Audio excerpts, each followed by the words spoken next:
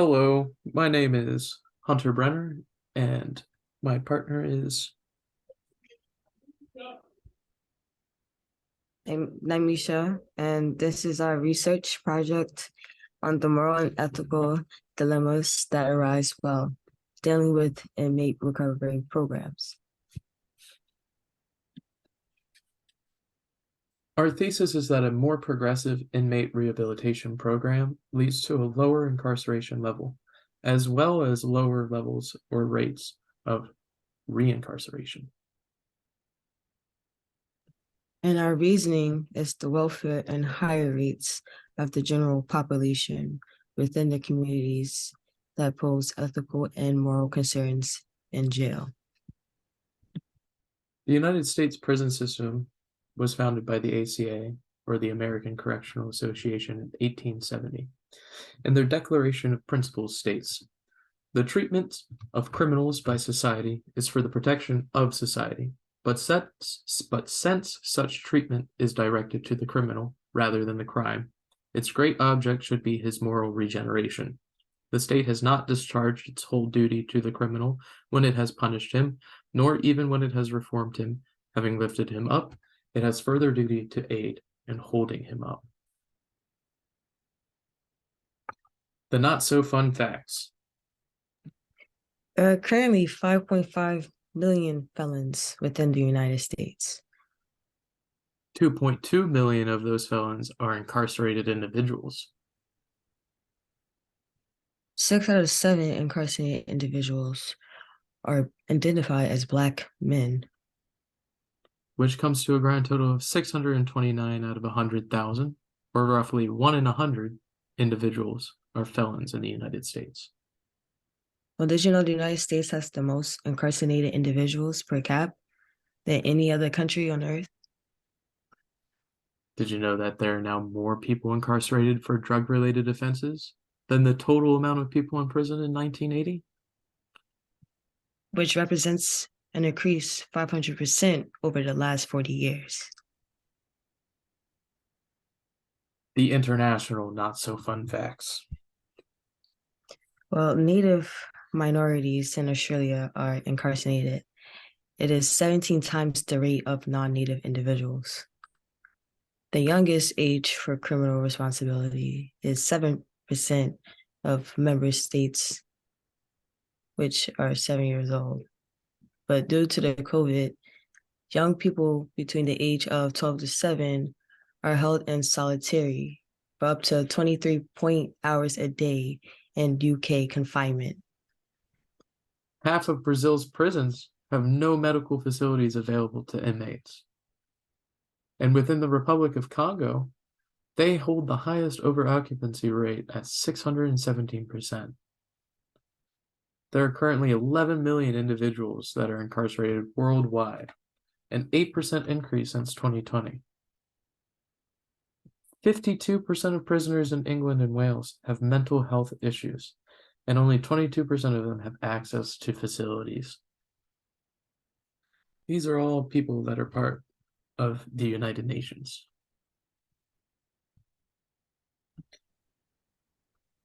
The available reform programs, federally mandated procedures, and programs within the United States prisons and institutions. These programs include things like work release, adult education, probation programs, the Pell Grant, new internal mental health programs that have been instituted federally, things such as the RDAP, or the Residential Drug Abuse Program, the use of MAT, or medication-assisted treatments. They've also instituted things such as a required family unification event once a year, as well as a restructuring of a roadmap to reentry for inmates through the Department of Justice. The big issues, however, are that the United States has the highest rate of incarceration on earth. We call ourselves the most free country on earth, and yet we have the most prisoners. 45% of these inmates will become repeat offenders, who will be caught in the system until the day they die. This has a moral and ethical dilemma that we as a society must face. These issues stem from a compounding of the educational system, our mental health system, pre-existing physical health issues, and vocational issues of the lower class.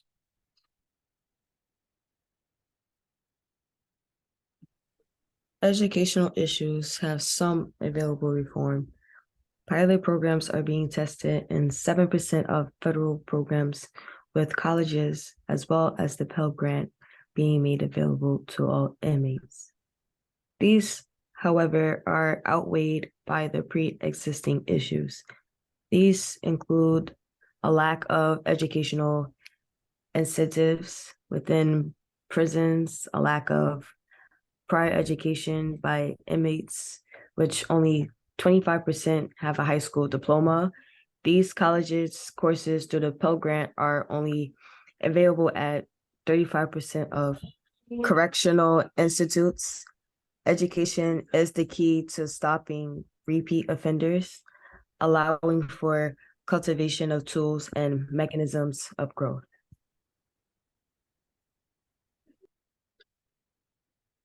Emotional and mental health also plays a large role in inmate stability.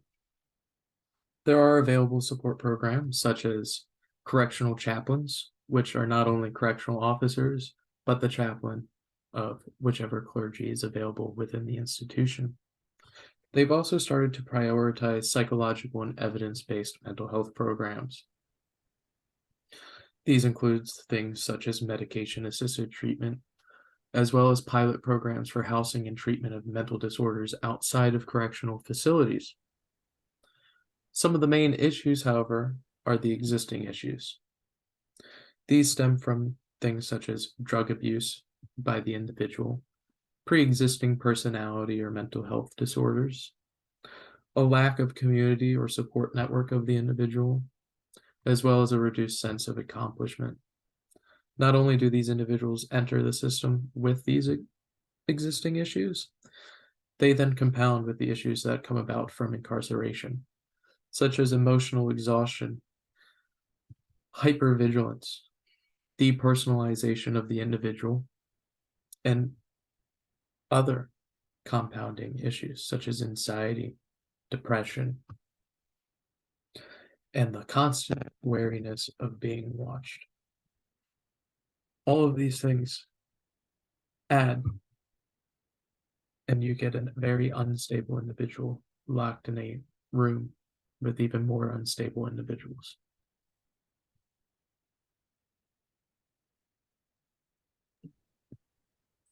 Drug abuse is a physical problem right now, but irregular physical activity can also cause major eating disorders and mental health problems.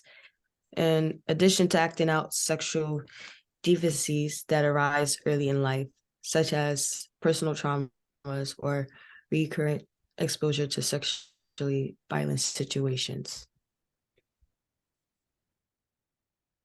There are very few available support programs for physical outlets within prisons. Most prisons only allow about 1 hour physical activity a day outside of their cell, unless they are in lower confinement standards.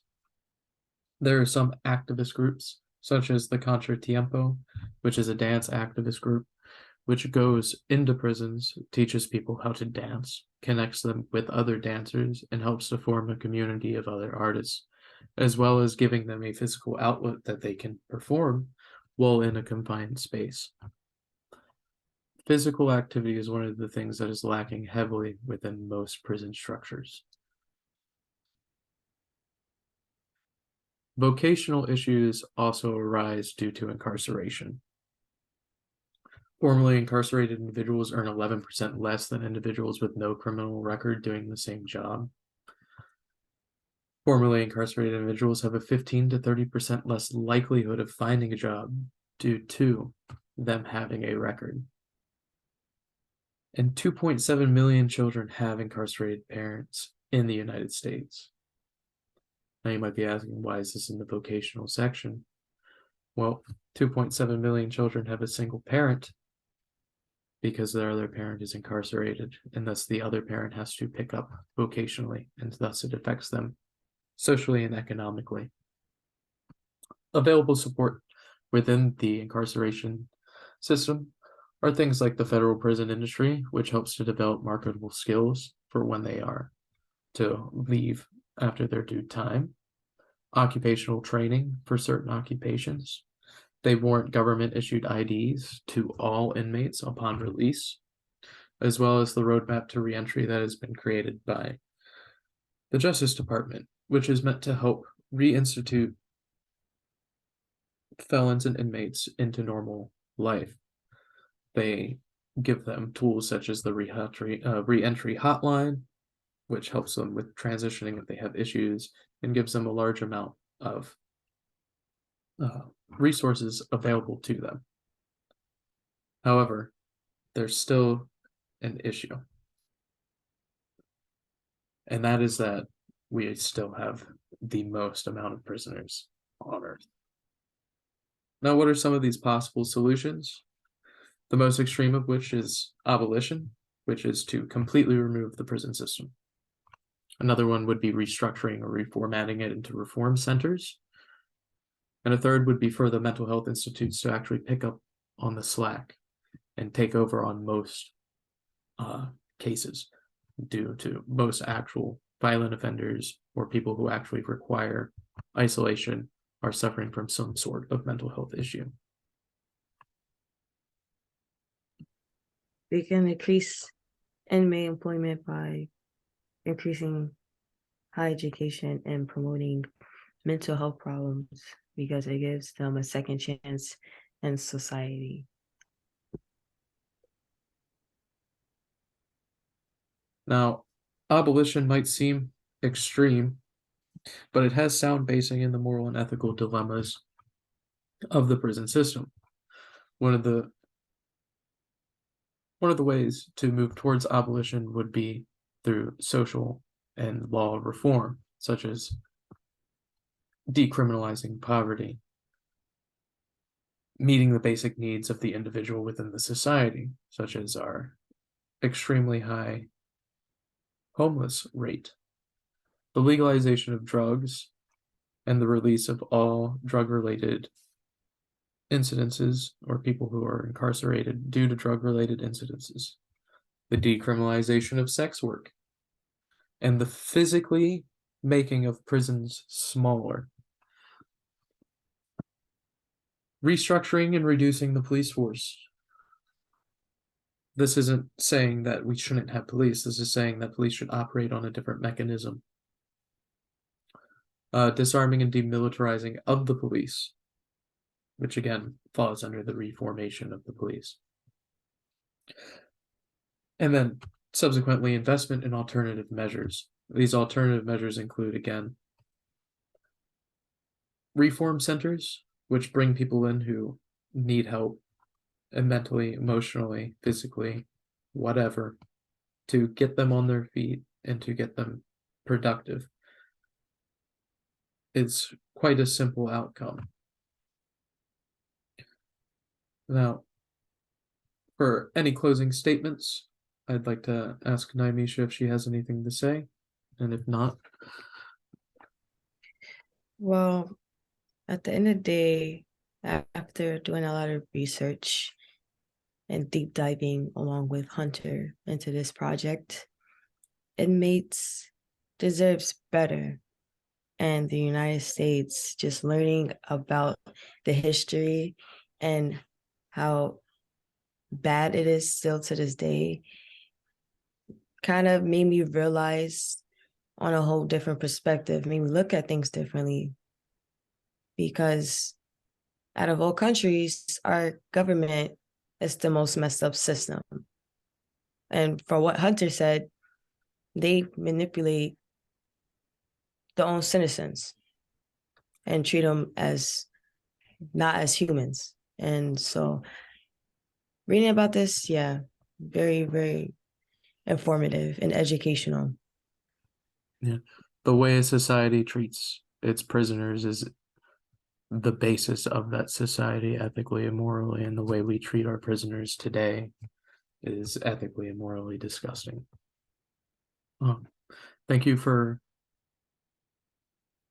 sitting through our presentation. Have a nice night.